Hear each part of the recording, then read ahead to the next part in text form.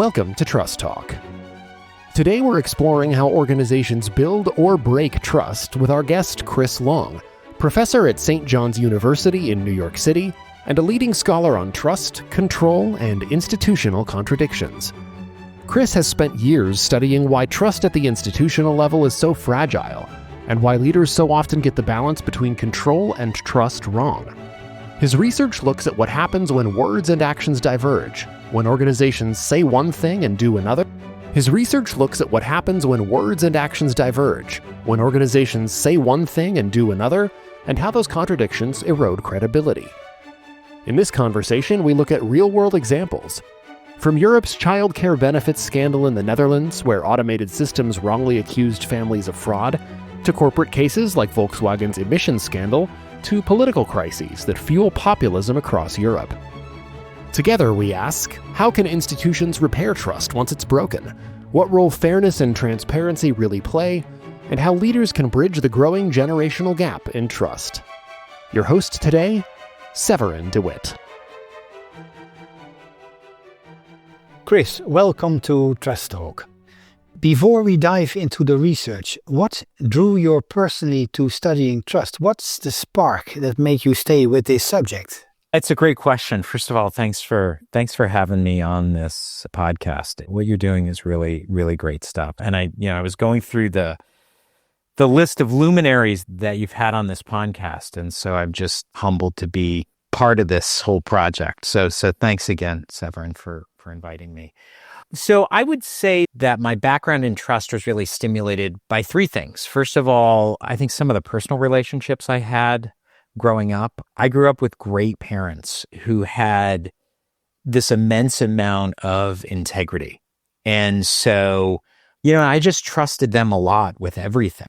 And I've been fortunate enough to my wife, also her family, similar types of things. These are really good people, a lot of integrity, work very hard. And so I think that sort of formed the basis. But then what happened was I did a master's in public policy at the Kennedy School. And so I was always interested in institutions and public trust and things like that. And so when I eventually made my way to do my PhD, I was fortunate enough to go to Duke University, and especially at a time when there was just this amazing brain trust of trust researchers there and people who were studying trust-adjacent types of issues. So Sim-Sitkin was one of the centerpieces of that. Folks like Blair Shepard, I think Roy Lewicki had spent some time at Duke. Alan Lind was doing some of his work on fairness at that point. Folks like Deb Shapiro, who I think is now at Maryland, but was at UNC at the time. That's the University of North Carolina. And so there was just really a groundswell of trust research happening at a time when trust research was really taking off. I remember we had a seminar on trust. And so I think that definitely helped to sort of seed some of these ideas and then also provide a really great theoretical foundation and set of training.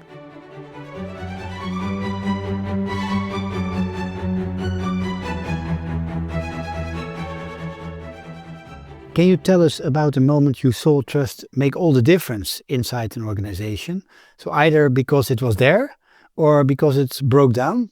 So I've been a member of the military since right after September 11th. And so the U.S. military. So I was an Army officer for 20 years and now I'm an Air Force officer. I was actually a research psychologist for the Army. So I transitioned to that role about 5 years after I joined.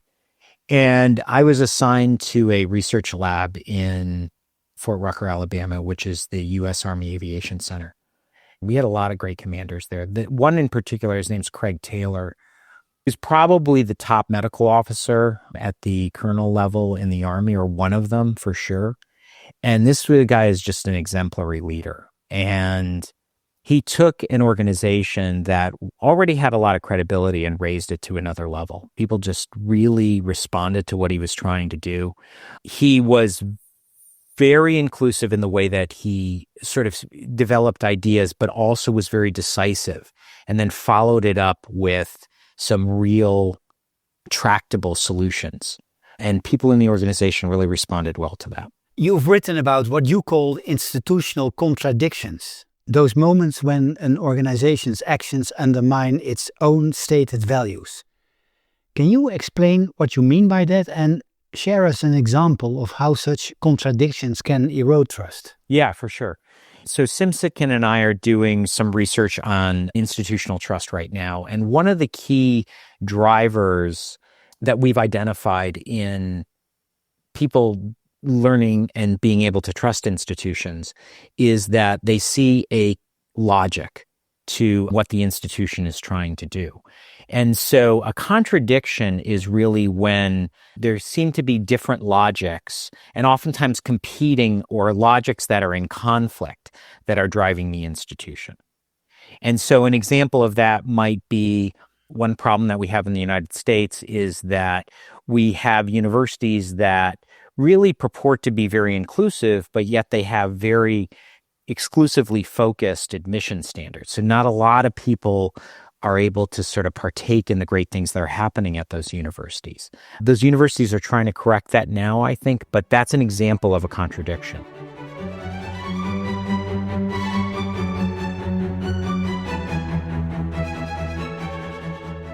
A lot of damage happens when leaders say one thing but do quite another. What's a clear example you've seen of that contradiction, and what did it do to people's belief in the organization, except for the one you just mentioned? Well, I think another example that we see is something that I think at least in the United States, that people see with healthcare systems. And so a lot of our healthcare systems and healthcare insurance systems purport to be patient-centered. But as somebody who is in a family where we have used healthcare for routine care, but also some other specific issues that people in our family have had, it's oftentimes very difficult dealing with those insurance companies. And so trust is really damaged because you want that insurance company to help you get the care that you need. But a lot of times you feel like you're fighting that insurance company to actually be able to go to doctors and get some of the testing that is required for your condition. When institutions bring in technology or AI and it goes wrong, the fallout can be brutal.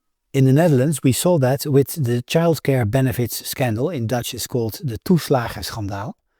An automated system wrongly flagged thousands of families as fraudsters, often based on crude signals like a foreign-sounding last name or the color of the skin.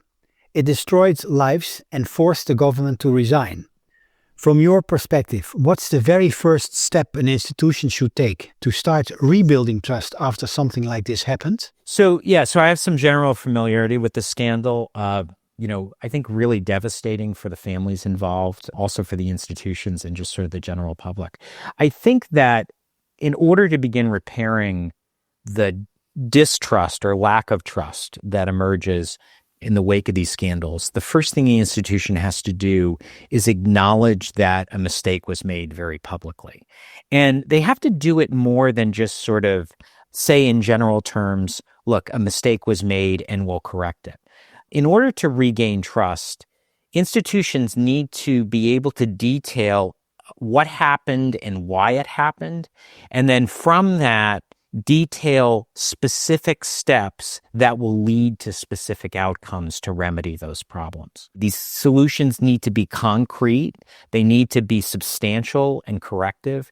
And the public really needs to believe two things. Number one is that the institution understands the problem, but also that they're actually really thinking through how to correct for this problem in real and reasoned ways.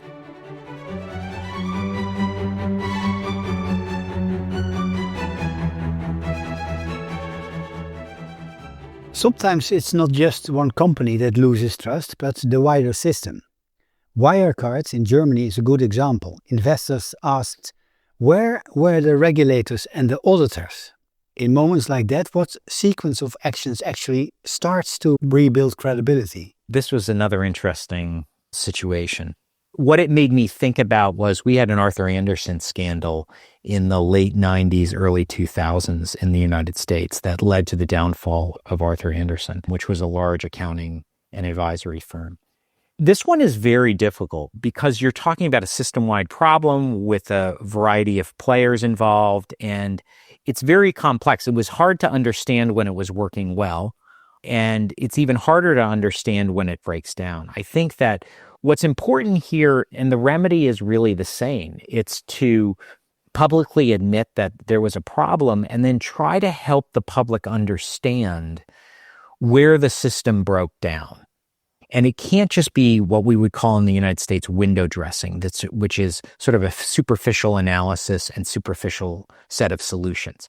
But that being able to talk in some detail about where the problem was and then really taking decisive action to correct that problem through exerting regulations or controls that actually solve the problem, but get the institutional system up to a state or back to a state where it should have been working. When politics and corruption collide, public trust takes a hit.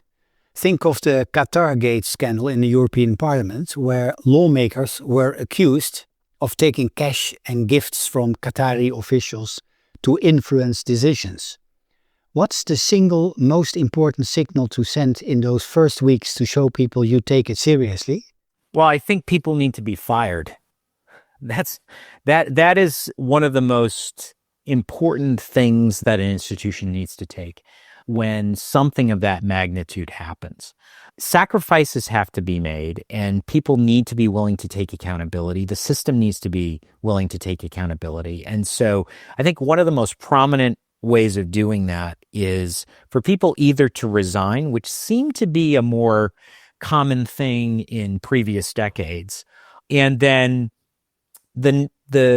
I think the tough thing as well as the unfortunate thing is the remedy is the same, is to explain what happened, develop some real, relevant, and tractable solutions, and then keep the public informed of how things are going as the remediation steps are being put into place. Your research shows that controls can both build and break trust. Think of something concrete like the return to office debate after COVID. Some leaders choose badge swipes and penalties, others build flexible frameworks. How does that show the difference between control that undermines trust and control that strengthens it? Yeah, this is a really interesting question because I'd say probably pre-COVID, the most common question I got from executives was, how do I manage millennials effectively? And after COVID, the most common question I received from executives was, how do I get people back to the office? And really to answer this question, I think what I need to do is build from some of the research that I've done on how leaders need to integrate and balance their efforts to control employees and direct them, and then empower them using mechanisms that they may use to build trust and to build fairness. And so I think that in many situations, going back to a 5 days a week in an office setting is not the most effective.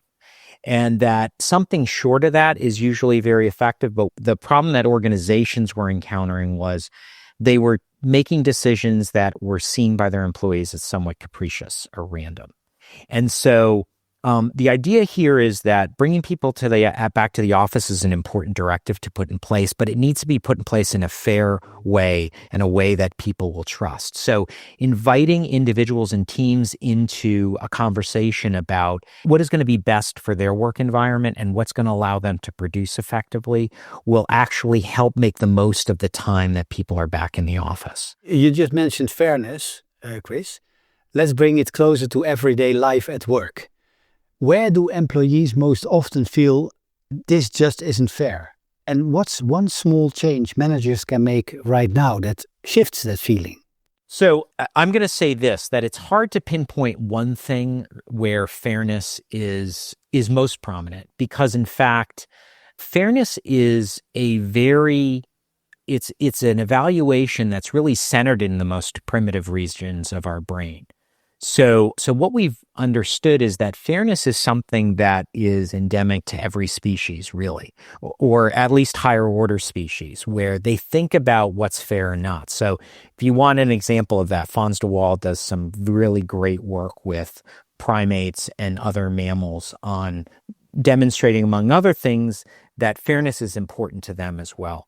When it comes to fairness, really talking to your people and asking them whether they feel like they're being treated fairly or unfairly, and then, but not simply soliciting a yes or no answer, but asking them to provide you a story or a narrative about when they were treated fairly or unfairly is probably the single best thing that a leader or manager can do. And why? Because fairness is a perception.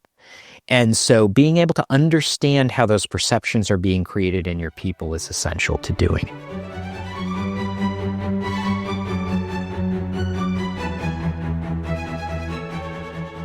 We talked a lot about scandals and breakdowns.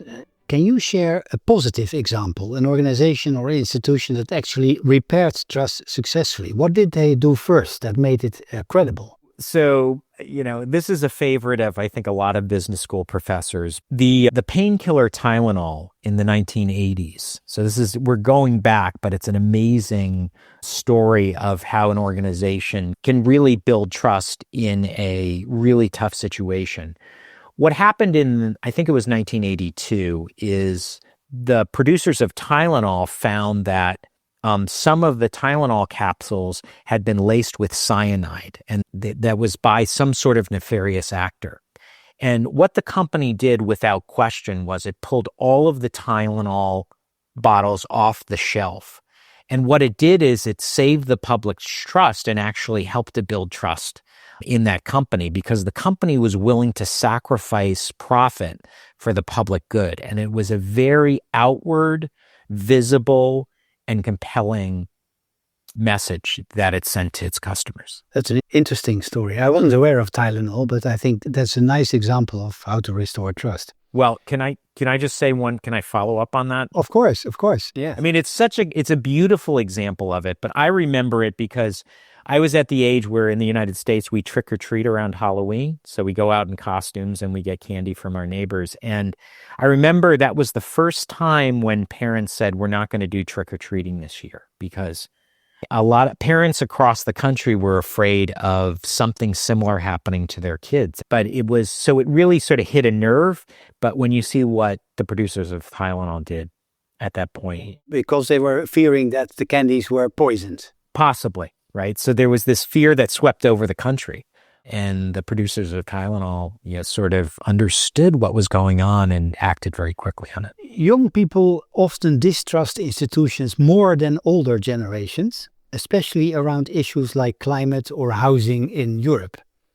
How should leaders address these gaps so trust doesn't erode further across generations? This is a really challenging question. And one of the great things that younger people are doing are really forcing us to rethink how we develop these relationships and how we forge these institutions. I think that I don't have a super concrete answer to this, because this is an evolving story. The reality is that trust in traditional institutions continues to decline. And so I think that young people are going to be involved in really forming and building new institutions that hopefully are viewed as more trustworthy and credible. I think a couple of things that are important in this process is that people need to be involved in the co-creation of institutions. We're living in an information age where there's constant dialogue about these types of things, and really doing some content analysis and understanding what people really need from institutions, and then being transparent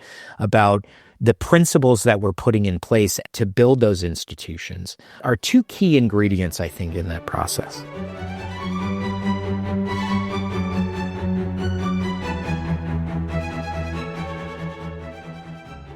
My last question, Chris, would be on a habit, on a warning sign. If you had to leave our listeners with two takeaways, one habit leaders should practice every week to build trust, and one warning sign that tells you trust is in trouble, what would that be? Voice and transparency are two factors that I talk to executives a lot about.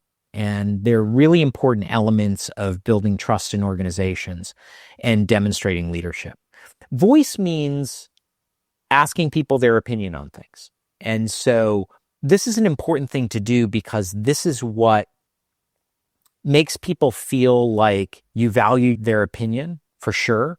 And that it also demonstrates a certain vulnerability from a leader to their people, which, ironically is actually a real important ingredient to the trust equation, because when a leader demonstrates that they're willing to be vulnerable to their people, what they're also demonstrating is that they trust their people, and that leaders who trust their people are more willing and able to be trusted by those people as well. Another element that's really important to consider here is the element of transparency, which is that once you gather those opinions, and again, we're not saying that have your people make decisions for you, but when you gather that information necessary to make decisions that you need to make, then as you're sort of implementing those programs and taking on initiatives, that you try to be as transparent as possible with your people about what's going on, what's their place in this process, and how, most importantly, how their opinions help to shape the direction that we were going. And so those voice and transparency together are oftentimes this magic ingredient that can lead to strong trust between leaders and their followers. Chris, thank you very much for all these insights. Very interesting. Thank you very much for sharing. Wish you all the best with your further research, and maybe in the future we'll talk again to see how much more research has been done in relation to trust. Thank you for being our guest. Thank you, Severin. It's a real pleasure talking to you. Thank you for tuning in to this episode of Trust Talk. We hope today's conversation inspired new insights into the transformative power of trust. At Trust Talk, we're committed to exploring trust's role in shaping a better world, one story at a time. If our mission resonates with you, we invite you to support us. Your donation, no matter the size, helps us continue these meaningful conversations. Visit us at trusttalk.co/donate to contribute and be part of this journey. Thank you for listening and being part of the Trust Talk community. We can't wait to have you join us again for the next episode.